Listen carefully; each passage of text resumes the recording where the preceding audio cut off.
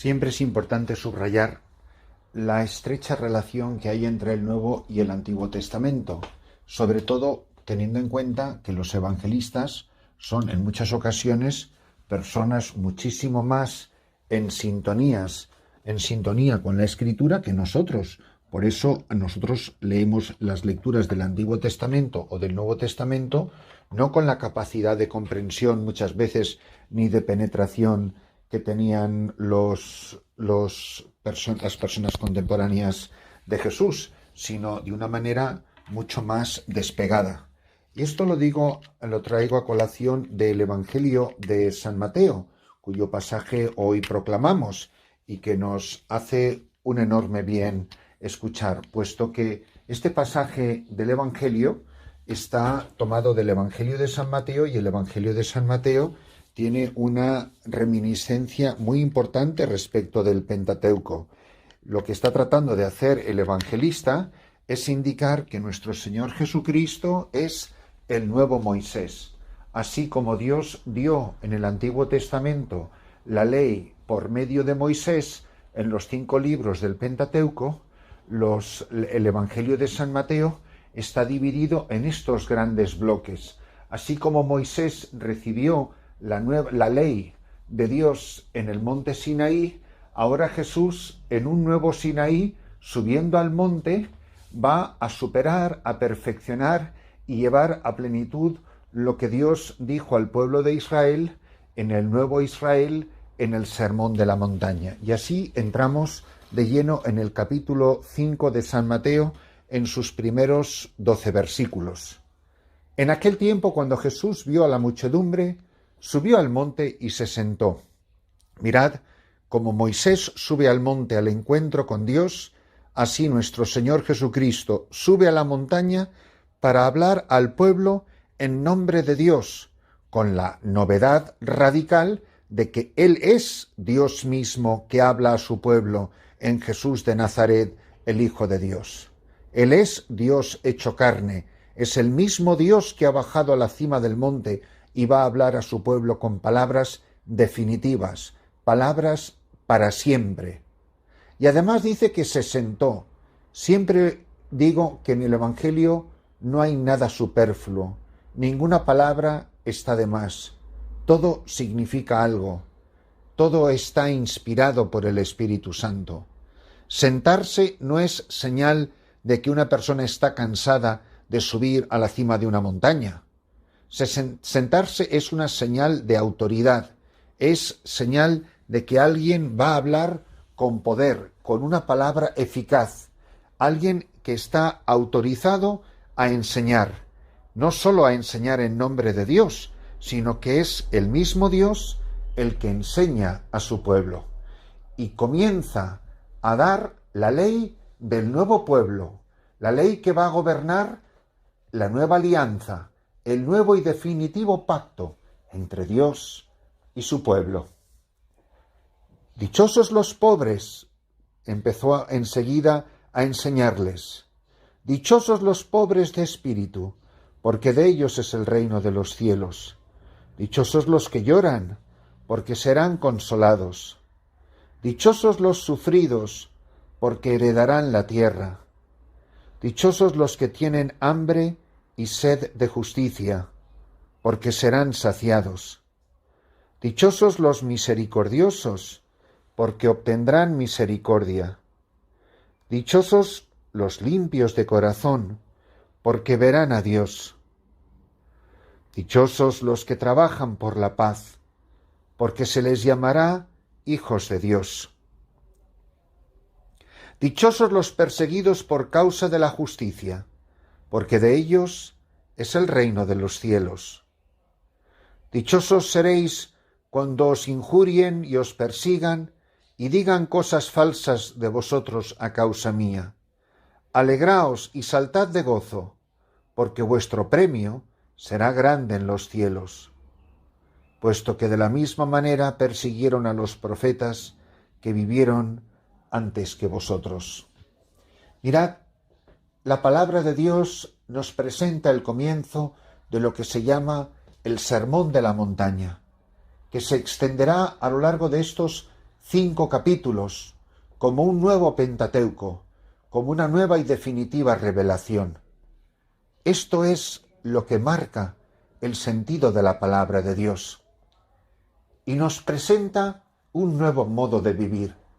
Un modo de vivir que nos supera, que nos desborda, para la que nos sentimos completamente incapaces.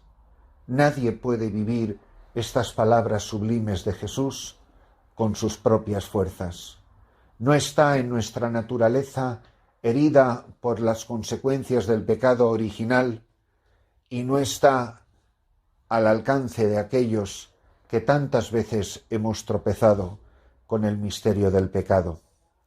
Por eso, cuando escuchamos bienaventurados los pobres, o los que tienen hambre y sed de la justicia, o de los que son misericordiosos, de los que lloran, de los que son limpios de corazón, o trabajan por la paz, o son perseguidos por causa de la justicia.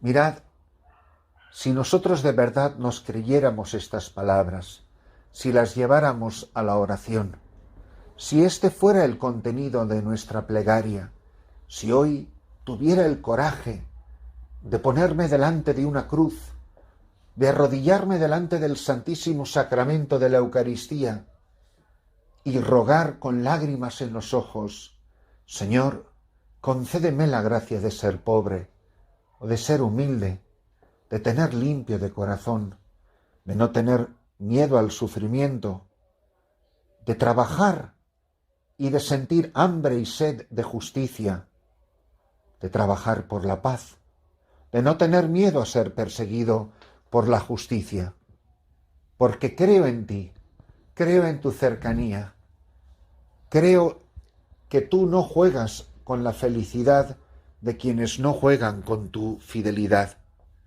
de que tú me quieres y me amas, y que no voy a ser un desgraciado si soy pobre o misericordioso o trabajo por la paz.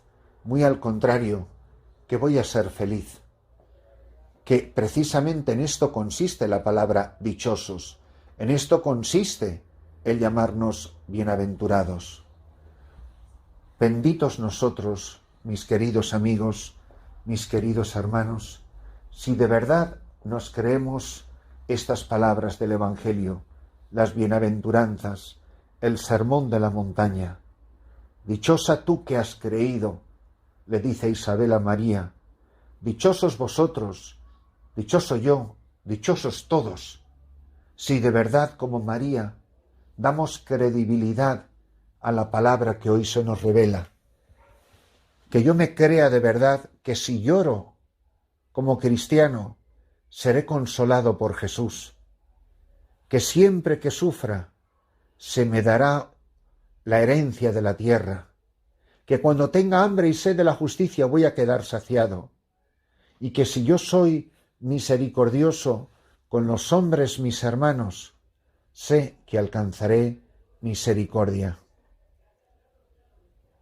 Dichosos los limpios de corazón, porque sé que si tengo limpio el corazón, te veré cara a cara, y no tras el umbral de la muerte, sino que te veré cara a cara aquí y ahora, porque contemplaré tu rostro, y te podré reconocer en la bendita Eucaristía, y en los hombres mis hermanos, y en los demás sacramentos, y en los pobres, y en los que lloran, y en los que sufren.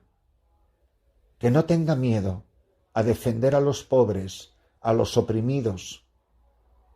Que yo me crea de verdad que si soy perseguido por causa de la justicia, sé que heredaré un día el reino de los cielos. ¿Cuántos sacerdotes, cuántos obispos, cuántos seglares son oprimidos, son perseguidos, sufren a causa de la justicia? ¿Cuántos padecen por defender los derechos laborales, los derechos humanos, los derechos religiosos de sus hermanos? ¿Cuántas personas hay ahora mismo en la cárcel por defender los derechos de los demás? A veces no le damos importancia, o quizá que incluso parece que eso no tiene nada que ver con nuestra religión, y no es verdad, tiene muchísimo que ver. ¿Cómo puedo, por ejemplo, comulgar la Eucaristía y no tener limpio el corazón? ¿Cómo puedo celebrar misa y no amar a los pobres y querer estar cerca de ellos y socorrerlos en su pobreza? ¿Cómo puedo trabajar por la paz y no darme cuenta que ese don brota del misterio de la comunión eucarística? ¿Por qué voy a tener miedo a ser perseguido a causa de la justicia, si a mí tú me has prometido el reino de los cielos? Qué día tan bonito para ponernos de rodillas y rezar, llevar a la oración, pedir con lágrimas en los ojos, que yo me crea de verdad, que voy a ser dichoso si pongo en práctica estas palabras de Jesús.